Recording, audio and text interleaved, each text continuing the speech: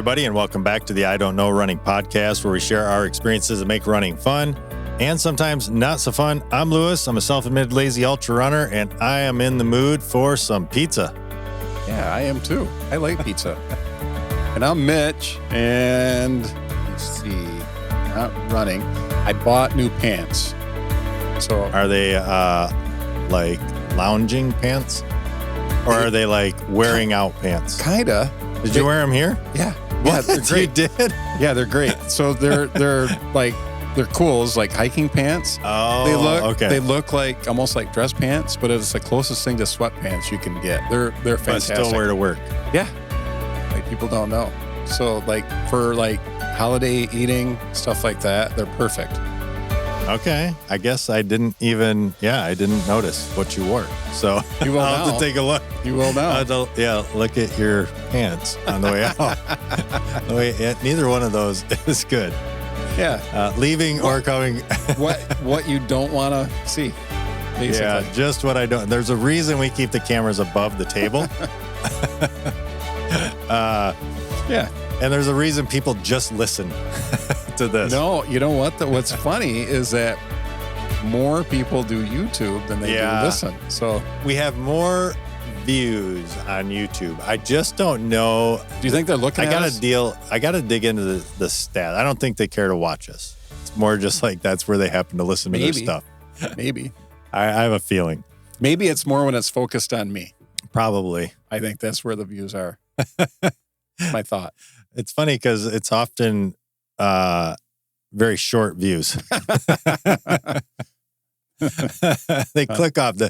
They don't necessarily stay forever.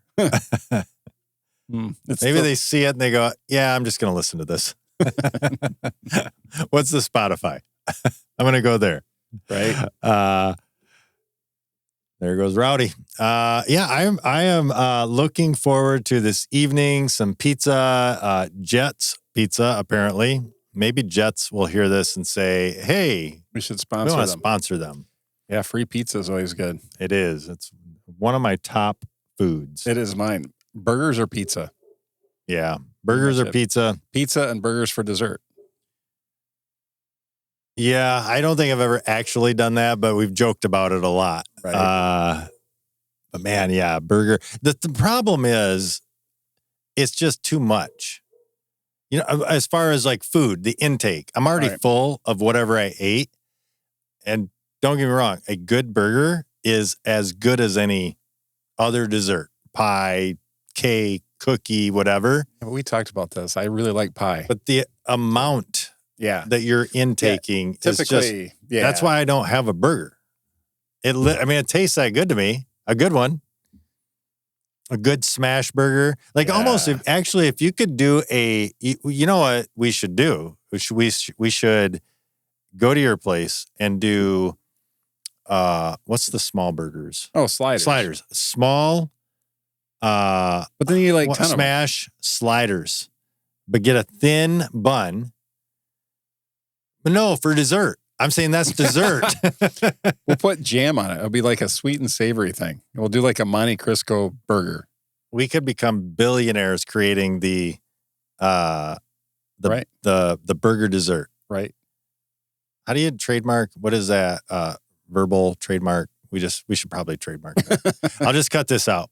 And we're back with our episode, back on track here of, we're going to talk about speed of running. All right. And we're going to talk about some shoes. The first thing when we talk about speed is, this was a study not a study, researchers put together some numbers, essentially 8.4 million race finishers. This is where these numbers come from. So it comes from a lot of finishing over the last decade. And it says the average marathon time has gotten faster, but the average 5K has actually slowed down, according to these 8.4 million race finishers over the past decade. And it says that elite runners have been smashing marathon world records left and right. And this was interesting. I thought this was pretty cool. 14 of the 20 fastest women's marathon times in history have been run since the beginning of 2023. Well, I mean, I think we mentioned it in one of our podcasts that the Yeah. women's world record was just shattered. Yeah. Got under 210 for the first Yeah. time ever. That's a pretty big deal. So it does seem like we just keep getting faster, right? Well, But I'm not. I'm getting slower. well, we're getting older too, though.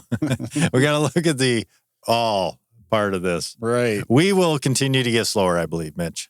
I'm sorry, but Well, if I'm not running, I don't know. well, you're what you call definitely it. going to get slower there. Yeah. Yeah. But even if you were running, I think we're still going to continue to slow down. This says that you would think, given that the Boston Marathon recently adjusted its qualifying standards to be quicker, that we are getting faster. But it says actually that's not necessarily the case. People are running too. Yes. Yeah. And I thought about that too. I thought, you know what? This study kind of makes sense because marathoners are typically experienced runners. Like you don't have a ton of marathoners that are like, yeah, this is my first race. You know, where does your first race start? You know, I do like that. Every time I show up, and I run a lot of races, when they do that and they say, who's here for the first time? Marathon. Who's here for your first marathon? Right. Who's here for your first marathon? And there would be Several. surprisingly a lot of people. Yeah. And I'm always like, that's kind of cool. Or when we pace. And Yeah. that's one of the questions you ask when you're pacing. And you say, Yes. who's running? And it'll be 3 or 4 people. It's awesome. Yeah, and I love it. And we don't pace huge races either. Now, Glass Right. City's decent size, but all the other ones are fairly small. And you Right. do have 2 or 3, 4 people that it's their first one. So yeah, but the difference is that's their first marathon, not their first race. Right. And so usually you have a fairly experienced runners in the marathon. And so that would kind of go with what this study is For showing. me, it was my first marathon, second race when I did it. 10K marathon. I did a 10K And a marathon. And then a marathon. Yeah. Yeah.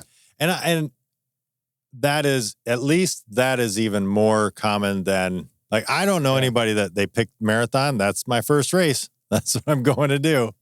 I'm sure it has happened. I'm sure of it. I'm sure it has.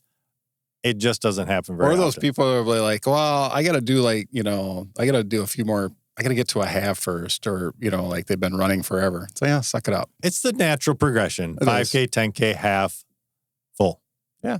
That is definitely the more normal or traditional, Or they'll common. say, I got to think about it for a couple of years. Well, there's definitely that. And it's like, no. I thought about doing my first half for a few years. Rip the Band-Aid off. Yeah. Yeah, but I had already done several 5Ks, 10Ks prior to that, years past. But anyway, this says that a nonprofit or the nonprofit Running USA did crunch these numbers of 8.4 million finish times between 2013 and 2023 and discovered that runners at shorter distances are actually trending slightly slower, while marathon runners are indeed getting faster. And I mean, think about that, even in the last 10 years, how far things have come. I mean, I guess most nutrition has been there. Gear has been there for the most part. I will say, though, that like what you just mentioned, there are a lot more runners. So I think There's a lot more data out there too. You figure, I look at stuff, and I've been running for over 15 years now. yeah, I think if I was around people that knew what they were doing more, not that the people around me didn't, but there's just so much more data out there. data now to back it up. Yeah. to back it up. Yep. I think if I would have had a better, if I would have got serious and had a nutrition plan and, an actual training plan, I think things would have been, I was on the bubble a couple times for Boston. I think I would have done it.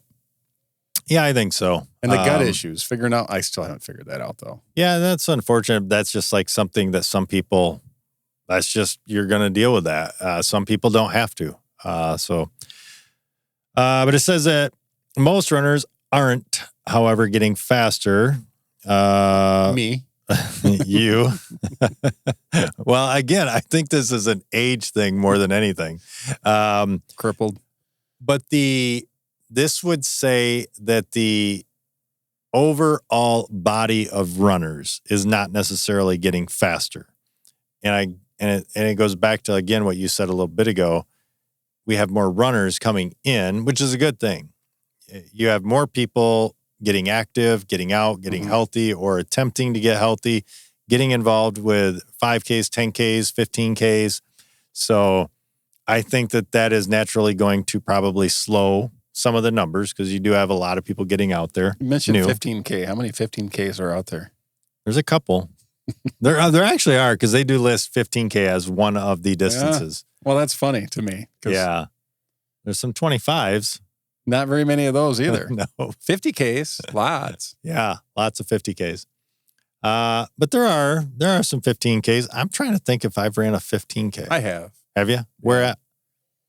I thought that was the one out. It's not a 10 miler. It's a 15K, so it's 9.3 or whatever. But okay. Yeah, it's what they used to call Jill's Hills.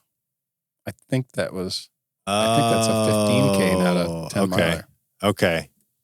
Yeah. I mean, there's lots of 15Ks in Europe or over, not in the United States. There's a lot of them, I'm sure.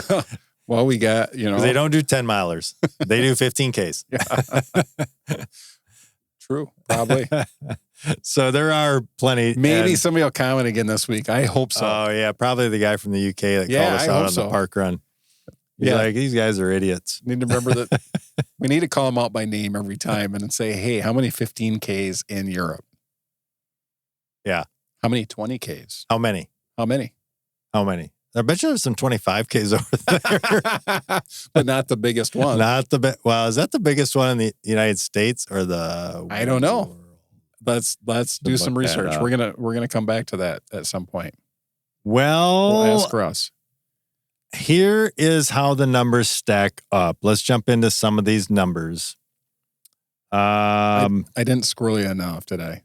No. We're really trying. I'm trying to keep us somewhat on track here. Okay, good job. But I do want to hear the comments. Me too. I do enjoy. I mean, the fact that the guy was like, what did he say? These guys don't know nothing about park run or something. Like, I thought we made that very clear. I know, but that comment made me very happy. Yeah, it was kind of funny. He's probably laughing at us every time he listens now. So here's how they shake out. Marathon, pretty much holding steady or faster. Marathons were the standout. But more people. Well, yeah, and I don't know necessarily, like, they didn't get into that. Get into the numbers of who's running what races. Again, and that's why I say this is the body of road running. Because you look at it like, but I mean, I know I'm on a tangent, but no. Not at all. But like Boston is getting harder to get into. Yep. The other side of that, though, is how many races have gone to a lottery system now, too, that they're filling up. And how many people are, like they're going to have a record number of people in Chicago this year. That's a good point. 50-some thousand people. So these races, 10 years ago, you could get into them. Like it wasn't necessarily a lottery. So things have changed. Just that, I mean, if you just look around. Yeah, that's a really good point, because that means to get a guaranteed entry, you have to be faster. Yeah. And so that's naturally going to speed up the marathon numbers. Yep. So yeah, maybe that would actually, I mean, I don't think you can back into that number, but it would make you think, well, okay, that's why the marathon is faster according to these numbers, because of that type of a statistic or reasoning. But it does say that the average male finishing time dropped a whopping 1 second. 1 minute, from 4:18 to 4:17. So that's the average male finishing marathon time, 4:18 to 4:17. The females, the average time held at 4:43. So the average female marathon time is 4:43. However, what's interesting, and I thought this was pretty cool too. They said notably, young runners ages 18 to 24 showed the most improvement, shaving 15 minutes off the male time and 18 minutes off the female time. And I guess that would mean, or I would just gather from that more, obviously, young people are getting involved in the marathon distance earlier. You have more runners in that age group probably that are more serious about running. Because marathon was always known as when you get slow, do a marathon. Well, or just because not a lot of 18 to 24s unless you're elite. And a lot of young people, even the elites, don't get into marathon. Well, that's what I was just going to say. A lot of your elites aren't even that young. No, because they're faster in the shorter stuff. Yeah. Well, and I just don't think you've developed. I mean, your body is still developing. I mean, mostly fully developed, but I mean, you know what I'm saying? You're just graduated at 18. So, at any rate, younger runners are definitely ticking the time down, but that also means if they're improving by that much, we had to have had a ton offset that. You know what I'm saying? To have the total only go down by 1 minute. Older female runners also made significant gains. I thought this was kind of funny, with those 75 and older finishing 35 minutes faster on average compared to a decade ago. That's another thing. I have read a few articles on that. It is amazing how many women at that age are running and getting fast and setting records. Yeah. There's been a lot of that this year. Yeah, somebody just set the Masters record. I think we might have mentioned it last week, actually, on the women's side. Shoot, I can't not. Yeah, but we're not going to remember that right now. Yeah, I'd have to pull it up. Let me look that up for you. We need a data guy that could just pull that stuff up for us. Hey, can you look that up for us? This is what Joe Rogan does, right? Yeah. He just asks, what's his name? Not surprisingly, the report notes that the report notes that exclusive races like Boston saw faster average finish times than the New York City Marathon, where New York City Roadrunners has made concerted efforts to keep the race's finish line open later. So, they made that. What's funny about New York, to qualify for New York, it's actually harder than Boston. Yeah, it's harder than Boston, but I'm not sure now. But they do a lottery on top of that. They do a lottery on top of it, but Boston just reduced their times again. So they're creeping up there. Said the half marathon was actually a minor slowdown. By comparison, half marathon finish times crept upward. Men added 2 minutes to 2:05 for an average finish time. And in contrast, women slowed by 4 minutes to 2:24 for an average finish time. For the half? For the half. Okay. The women's, I think it's the women's half record was beat this year too. I could be. I don't know off the top of my head. I think it was. I think the men's. Yeah, the men's half was just broke too. This fall. I think on average, slower, late fall, but there's still some. Well, I think that like what we talked about earlier, the elites are still getting faster across the board. The average body of running, though, is slowing. Said that despite the slowdown, younger runners again outperformed expectations, with 18 to 24-year-old females maintaining.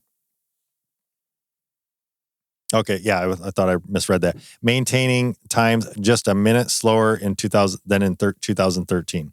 So well ahead of the 4 minutes. To me, halves are hard. Yeah. But so are marathons. They are, but marathon, I don't know. To me, a marathon, you know what you're in for. It's just a half. To me, it's like almost a sprint. Like it's just that fine line. A marathon, you know what you're in for. Yeah, I agree. In ultras, even like we talked about the progression of distance, like an ultra, you know you're out there for the day and you change your mindset. You do have to change your mindset. And like from what you've heard, 200s are supposedly easier than 100s. I still think that's Sounds ridiculous.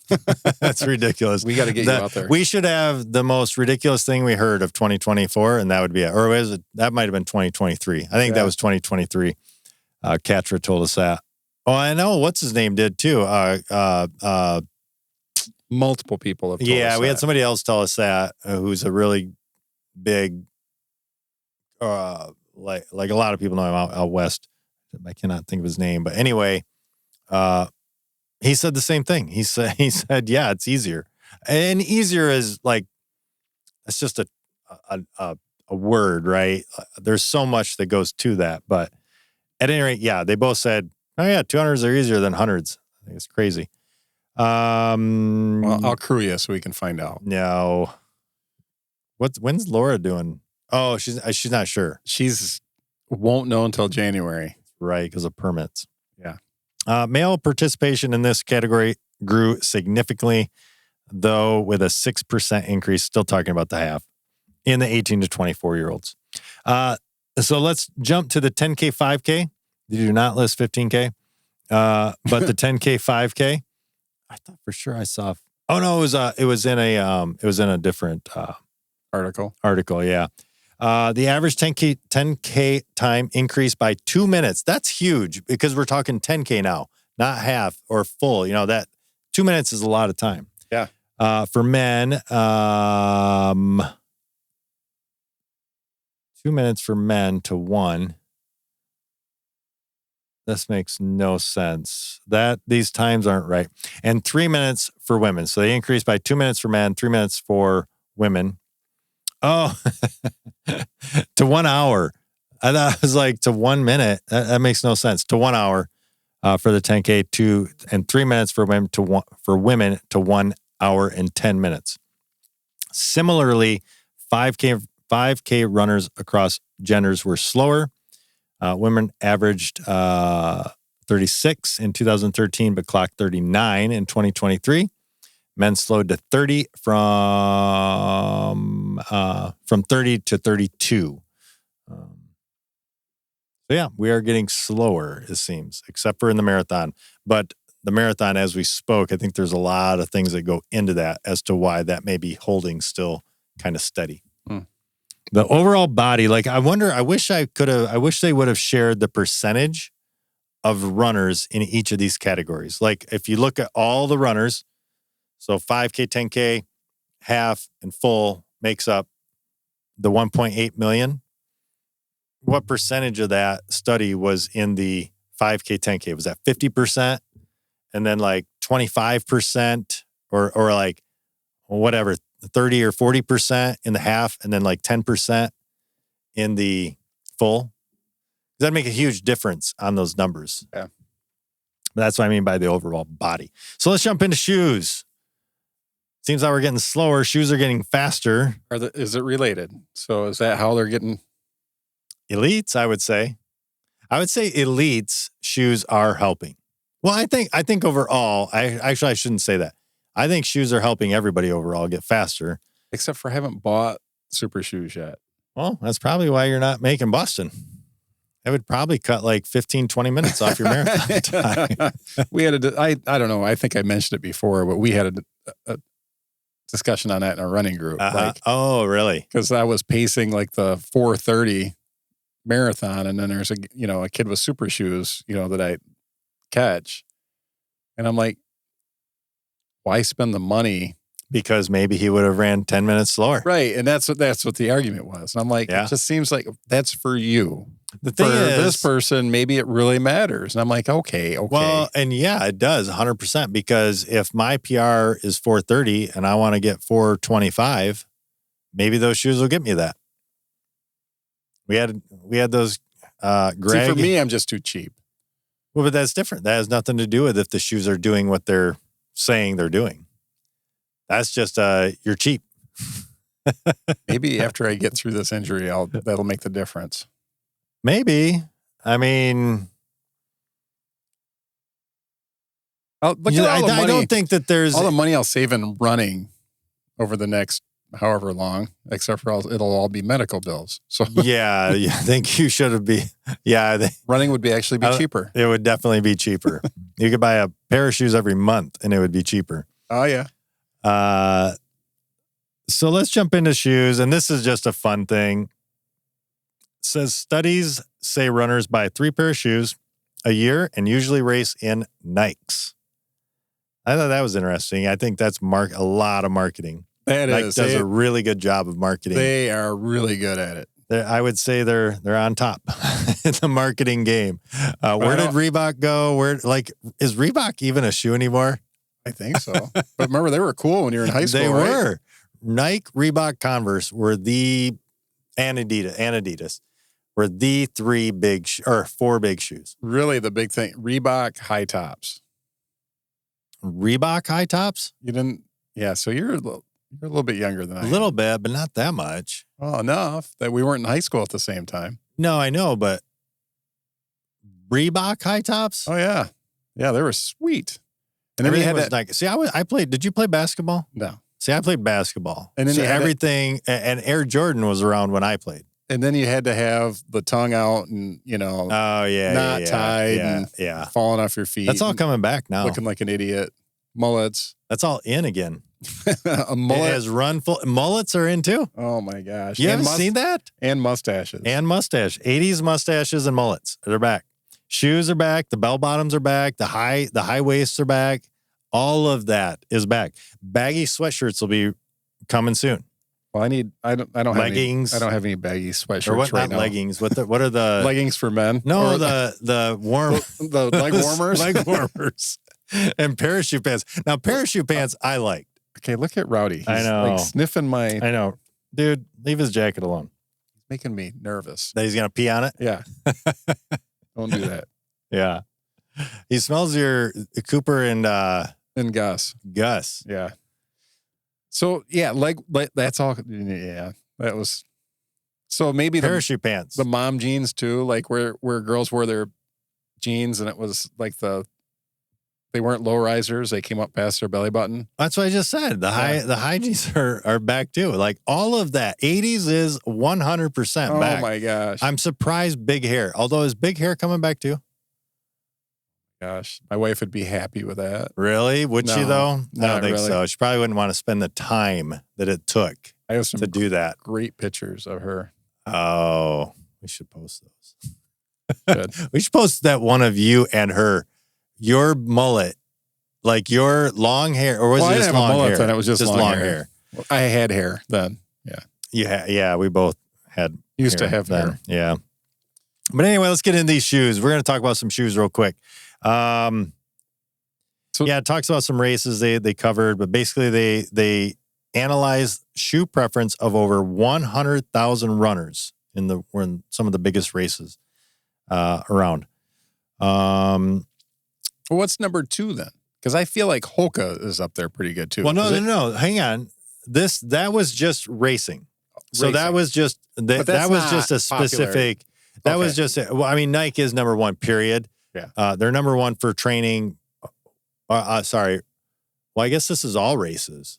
This is all races. Yeah. Probably even all types of shoes too, I assume.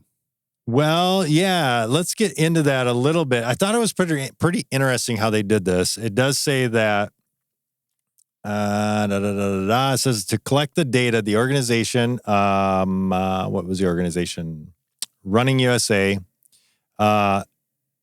Teamed up with Marathon Photo, which we all know. If you've ran any marathons, you know Marathon Photo. And you get any amount of marathons. 90 gazillion that you can spend $90 gazillion on, which so be it. That's fine. That's fine. They're a race photography service. And a company called Greenfly. I didn't know what they did, but they specialize in shorts. What we were talking about, shorts, like social media shorts.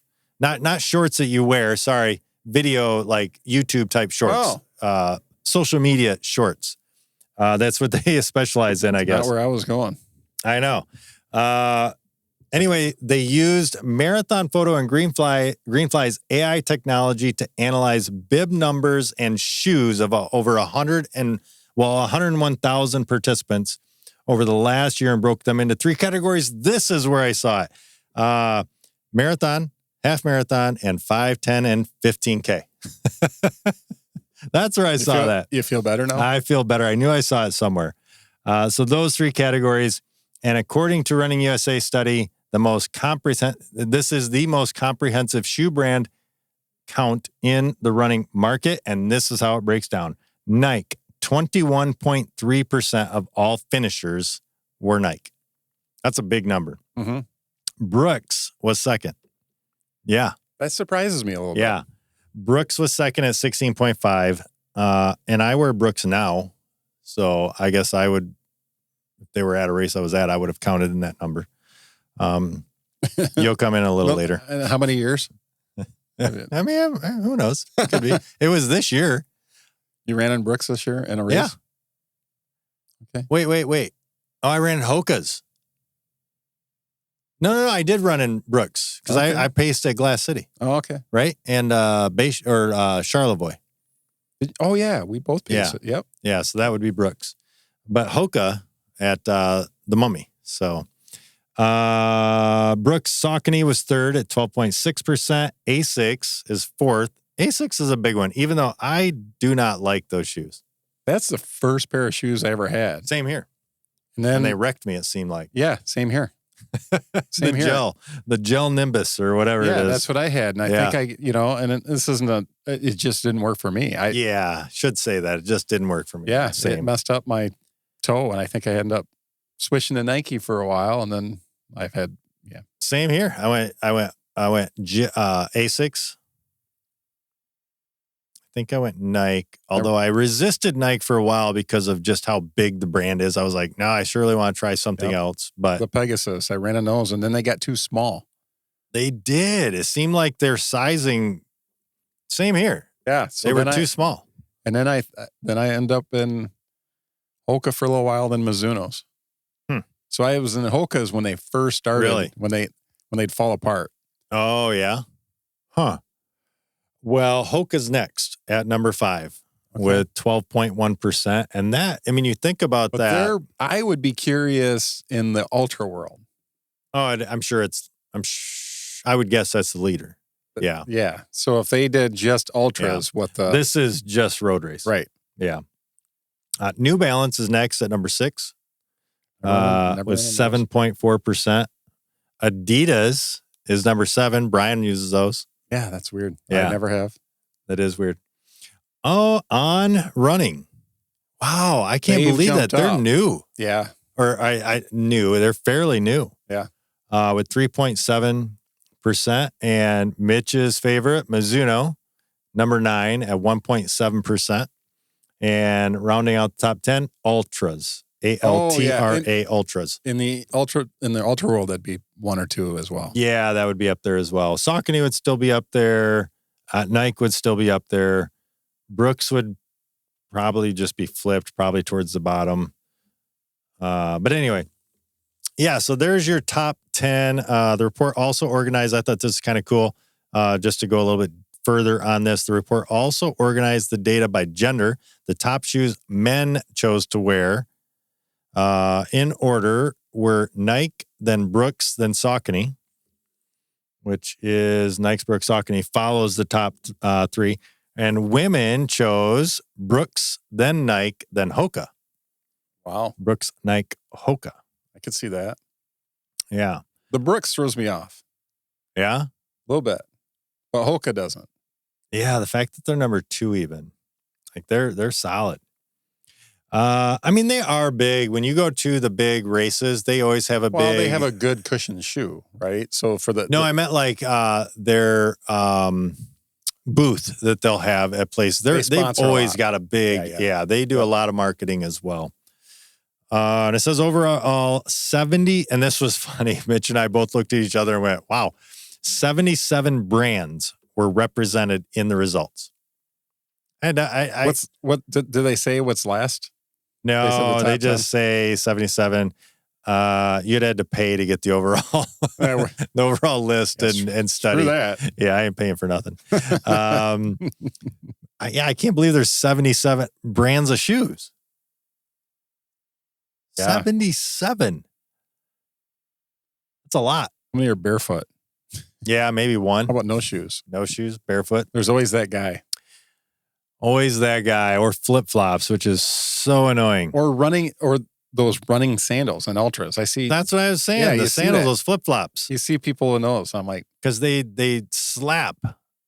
And it's annoying. But anyway, if that's what you got to run in, that's what you got to run. Get out there and run. is that worse than the guy that's running next to you that is breathing really heavy and you just can't get rid of him?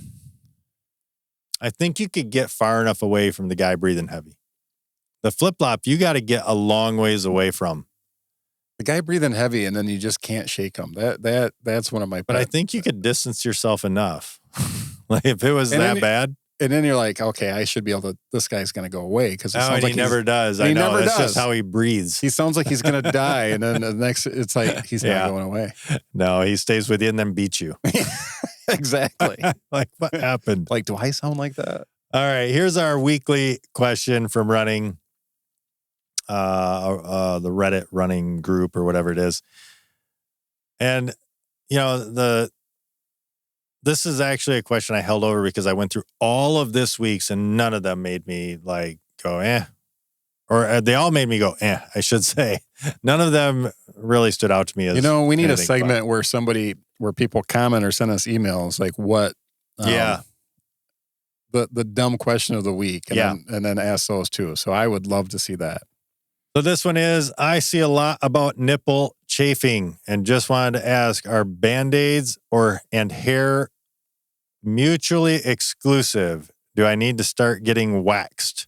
I just bled through a shirt and left nipple blood stains on my hoodie. Showering is so effing painful. Chafing? That's true. There is nothing worse than chafing. And then the shower after. Oh my gosh. And nipple chafing. It. Oh. And you know it. You know when you get done and you're like, this is going to suck. You turn the shower on and you're going, this is going to sting. and if you're a woman, you have it worse because it's usually the under the under part of their sport bra rips their chest apart. Yeah. And man, it happens. But they wear that for every run. Yeah. Oh, that's horrible. Yeah. So yeah. Band-Aids work well. Band-Aids. And the hair. The hair doesn't matter. I mean, it does, but like if you can't get a Band-Aid on because you got too much chest hair, that kind of sucks. Yeah, and you do want to, because I don't have a hairy chest, but you do want to shave, wax, do whatever. Just shave around your nipples. It's great. That's what I do. Because then they stay. Those things stay. It's a good look at the beach. Yeah, 100%. We don't care. Utilitarian. We don't care. It's a conversation starter. What do you got going on there? Let's talk about that. You ever ran a marathon? Yeah. But what's funny is I've had it if it's the shirt sometimes. Yeah, true. Yeah. Where I had it where my whole, my nipples were fine because I had Band-Aids, but the rest of me, the shirt was rubbing on my chest. Yeah. And I was bleeding. I have some pictures crossing the finish line where it's nothing but blood. But your nipples were fine. They were fine because I had Band-Aids. It's bad if your shirt wears through the Band-Aids and then still get your nipples. Bad. So that's horrible. That's a bad shirt. Get rid of that one. I wear compression shirts now because of that. Yeah, I do too. I just really like Exoskin. And they do have some new shirts out that are lighter, like what we talked about, that are even better. So anyway, go check us out on Facebook. Go check us out on YouTube. All of that. Patreon, be a supporter if you want. Join for free if you want. But that is going to wrap up this week's episode of the I Don't Know Running podcast. Be sure to tune in next time as we share more about what we just don't know. Till then, you guys can be happy running. I'm going to limp.